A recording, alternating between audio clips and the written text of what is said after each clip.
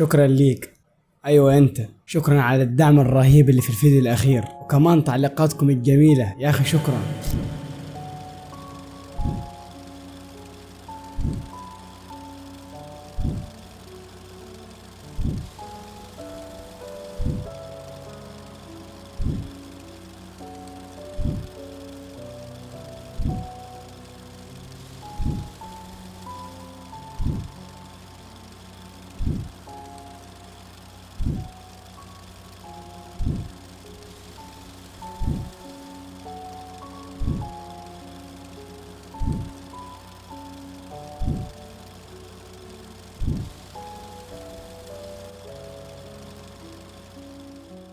يا اخي والله لما بيجيني تعليقات ايجابيه زي كده بحس بفرحه مش طبيعيه، يعني كده عايز اصور 100 مليون فيديو وانزل. شكرا لكل واحد عمل لايك، شكرا لكل واحد كتب كومنت جميل، شكرا لكل واحد اشترك من بعد الفيديو ده. تذكروا دايما من لا يشكر الناس لا يشكر الله.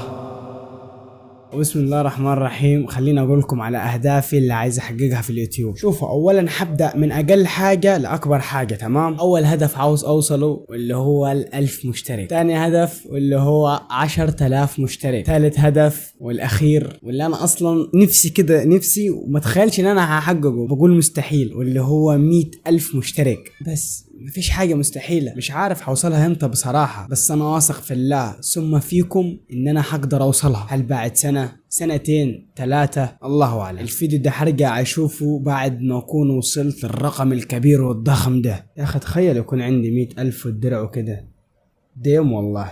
هو المفروض في الفيديو ده ان انا اوجه نفس الرسالة لما اوصل 100,000 مشترك، يعني للمستقبل، فاهمين؟ ازاي بقى؟ يا انا لو انت بتشوفني في من المستقبل. الو.